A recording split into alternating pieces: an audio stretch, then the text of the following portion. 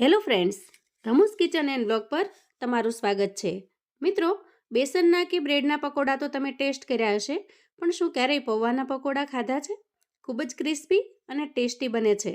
સાવ ઓછા મસાલામાં બનતા આ પકોડા જો એકવાર બનાવશો તો વારંવાર બનાવવાનું મન થાય એવા સ્વાદિષ્ટ બનીને તૈયાર થાય છે.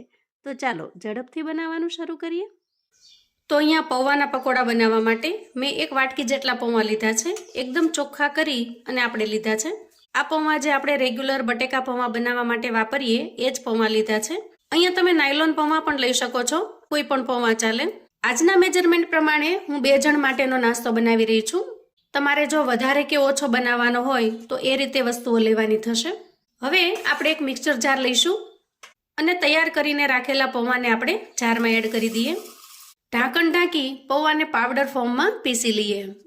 જુઓ, આ રીતે આપણે એકદમ સરસ પાવડર બનાવીને તૈયાર કરી લેવાનો છે. થોડો અમથો કરકરો લાગે એ રીતે પાવડર બનશે. હવે આપણે એક મિક્સિંગ બાઉલ લઈશું અને તૈયાર થયેલા પૌવાના પાવડરને આપણે બાઉલની અંદર એડ કરી દઈએ. ત્યાર પછી આપણે આમાં એડ કરીશું 1 નાની વાટકી જેટલો રવો. તો અહીંયા રવો છે એકદમ ઝીણો જે આવે છે એ રવો લીધો છે. તમારી પાસે જો જાડો રવો હોય તો એને તમારે ગ્રાઇન્ડ કરી અને આ રીતે ઝીણો બનાવી લેવાનો છે. તો રવાને પણ આપણે એડ કરી દઈએ અને 1 ચમચા જેટલો આપણે અહીંયા ચોખાનો લોટ ઉમેરવાનો છે, એને એડ કરી દઈએ. હવે આપણે બધી જ વસ્તુને મિક્સ કરી લઈએ. તો આજે જે આપણે પકોડા બનાવીશું એકદમ ટેસ્ટી અને સાવ અલગથી બનશે. આપણે હંમેશા ચણાના લોટથી પકોડા બનાવીને તૈયાર કરતા હોઈએ છીએ, પણ આજના પકોડા એકદમ ક્રિસ્પી અને ખૂબ જ મજેદાર બનીને તૈયાર થશે. તો વેકેશનના સમયમાં બાળકોને સાંજના સમયે નાની મોટી ભૂખ હોય અથવા તો બચ્ચા પાર્ટી કરી હોય ત્યારે તમે આ રીતે બનાવીને આપી શકો છો, કેમ કે પકોડા ખૂબ જ સ્વાદિષ્ટ બનીને તૈયાર થાય છે. ત્યાર પછી આપણે એમાં 1 ચમચી જેટલું દહીં એડ કરીશું. તો અહીંયા મારી પાસે આજે મોળું દહીં નથી, થોડું ખાટું દહીં છે, એટલે મેં 1 ચમચી જેટલું એડ કર્યું છે. તમારી પાસે જો મોળું દહીં હોય તો અહીંયા તમે 2 ચમચી દહીં ઉમેરી શકો છો. દહીં એડ કર્યા પછી આપણે થોડું પાણી નાખી અને મિશ્રણ બનાવી લઈએ. ધીરે ધીરે થોડું પાણી નાખી અને આપણે મિશ્રણ બનાવવાનું છે, જેથી કરીને મિશ્રણ ઢીલું ન થઈ જાય. તો અહીંયા જુઓ, થોડું કરતાં લગભગ અડધા ગ્લાસ જેટલું પાણી આપણે મિશ્રણ બનાવવા માટે વાપર્યું છે.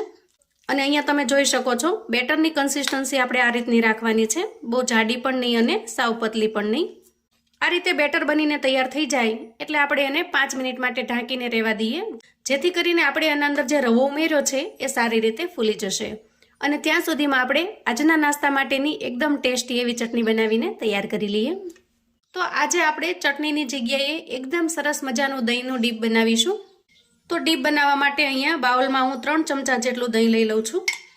તો ખાસ કરીને ઉનાળામાં જ્યારે તમે કોઈ રેસિપી બનાવો અને એની સાથે જો એકદમ સરસ ઠંડુ દહીં હોય તો તમને ખાવાની ખૂબ જ મજા પડી જાય. તો અહીંયા દહીંને સૌથી પહેલાં આપણે ફેટી લેવાનું છે આ રીતે, જેથી કરીને એકદમ સ્મૂથ ટેક્સચર થઈ જશે. અને હવે આપણે કરીશું મસાલા. તો અહીંયા સ્વાદ પ્રમાણે મીઠું એડ કરીશું. તો આના અંદર હું થોડો સંચળ પાવડર પણ એડ કરવાની છું, એટલે મીઠાનું પ્રમાણ આપણે એ રીતે રાખીશું. થોડો સંચળ પાવડર એડ કરીશું. અડધી ચમચી જેટલો અહીંયા શેકેલો જીરાનો પાવડર લીધો છે, એને એડ કરી દઈએ. શેકેલા જીરાના પાવડરનો ટેસ્ટ આના અંદર ખૂબ જ મસ્ત લાગે છે. અહીંયા થોડા ચીલી ફ્લેક્સ એડ કરું છું. થોડી અમથી આપણે અહીંયા લીલા મરચાંની પેસ્ટ એડ કરીશું અને થોડી કોથમીર એડ કરીશું. હવે બધી જ વસ્તુને આપણે સારી રીતે મિક્સ કરી લઈએ. તો જુઓ, અહીંયા એકદમ ટેસ્ટી એવું દહીંનું ડીપ બનીને તૈયાર થઈ ગયું છે. હવે તૈયાર થયેલા ડીપને આપણે ફ્રીજમાં રાખીશું. હવે આપણે બેટરને ચેક કરી લઈએ. અહીંયા જુઓ, રવો છે એ થોડો ફૂલી ગયો છે, એટલા માટે બેટર થોડું અમથું ઘાટું બન્યું છે. તો સૌથી પહેલાં આપણે આમાં મસાલા કરી લઈએ અને પછી બેટરની કન્સિસ્ટન્સીને આપણે બેલેન્સ કરી લઈશું. તો મસાલામાં સૌથી પહેલાં એડ કરીશું સ્વાદ પ્રમાણે મીઠું. 1 લીલું મરચું ઝીણું ક્રશ કરીને રાખેલું છે, એને એડ કરી દઈએ. આદુનો 1 નાનો ટુકડો આ રીતે ઝીણો ખમણી લીધો છે, એને એડ કરી દઈએ. અને હવે થોડી ઝીણી સમારેલી કોથમીરને એડ કરી દઈએ. થોડું પાણી એડ કરી અને બેટરની કન્સિસ્ટન્સીને આપણે બેલેન્સ કરી લઈએ. તો અહીં આપણે હાથનો ઉપયોગ કરીશું. આ રીતે હાથથી મિક્સ કરવાથી બેટર એકદમ સરસ સ્મૂથ બની જાય છે અને પકોડા પણ એકદમ સરસ બનીને તૈયાર થાય છે. તો જુઓ, અહીં આપણે બધા જ મસાલા કરી અને મિશ્રણ તૈયાર કરી લીધું છે. એકદમ ઓછા મસાલાથી ખૂબ જ ટેસ્ટી એવા પકોડા બનીને તૈયાર થવાના છે. હવે આપણે એમાં એડ કરીશું અડધી ચમચી જેટલો ખાવાનો મીઠો સોડા. અને સોડાને પણ આપણે મિક્સ કરી લઈએ. હવે અહીંયા જુઓ, ગેસ ઉપર કડાઈ મૂકી અને મેં થોડું તેલ ગરમ થવા માટે મૂકી દીધું છે. અને અહીંયા આપણે ચેક કરી લઈએ તેલ ગરમ થયું છે કે નહીં. તેલ સરસ ગરમ થઈ ગયું છે. હવે જુઓ, તૈયાર થયેલા તેલની અંદર આપણે આ રીતે હાથની મદદથી પકોડા પાડી લેવાના છે. જુઓ, તે ગોલ્ડન બ્રાઉન કલરના થાય ત્યાં સુધી આપણે તળી લેવાના છે. તો આ રીતે હું બધા જ પકોડા પાડીને તૈયાર કરી લઉં છું. ગેસની ફ્લેમને આપણે અહીંયા બહુ હાઈ નહીં રાખીએ અને પકોડાને આપણે આ રીતે છૂટા છૂટા નાખીશું, જેથી એકબીજાને ચીપકી ન જાય. તો જુઓ, અહીંયા આપણે બધા જ પકોડા બનાવીને તૈયાર કરી લીધા છે. તો અહીંયા પકોડા બનીને તૈયાર છે. ચાલો આપણે એને સર્વ કરી લઈએ. તો જુઓ, તૈયાર છે આપણા એકદમ મજેદાર અને કુરકુરા એવા પૌવાના પકોડા. આ પકોડા ઉપરથી ક્રિસ્પી અને અંદરથી એકદમ સરસ સોફ્ટ બને છે. જુઓ,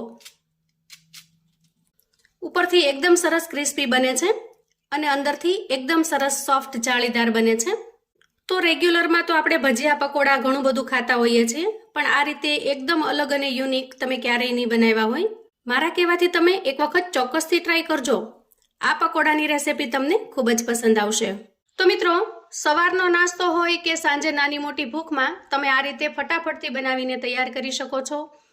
આ પકોડાને તમે આપણે બનાવેલા દહીંના ડીપની સાથે પીરસી શકો છો. ખૂબ જ ટેસ્ટી લાગે છે દહીંના ડીપની સાથે. અથવા તો તમે એને ટમેટો ચટણી અથવા તો ટોમેટો કેચઅપની સાથે પીરસી શકો છો. કોઈ પણ ચટણી સાથે આ પકોડા ખાવાની તમને ખૂબ જ મજા પડશે. અને જો કોઈ ચટણી ન હોય તો તમે ચાની સાથે પણ એન્જોય કરી શકો છો. ચાની સાથે પણ એનું કોમ્બિનેશન ખૂબ જ જોરદાર લાગે છે. તો મિત્રો, આ રીતે અવનવું જાણવા અને મને સપોર્ટ કરવા માટે ચેનલ પર જો તમે નવા છો તો ચેનલને સબસ્ક્રાઇબ કરો. વિડીયો ગમે તો લાઈક અને શેર કરો. તમારા સગા સંબંધી મિત્રોને આપણી આજની આ પૌવાના પકોડાની રેસિપી ચોક્કસથી મોકલી આપજો, જેથી એ લોકો પણ બનાવીને તૈયાર કરી શકે, એન્જોય કરી શકે અને એના પરિવારને પીરસી શકે. કોમેન્ટમાં મને ચોક્કસથી જણાવજો મિત્રો કે આજની આ રેસિપી તમને કેવી લાગી છે.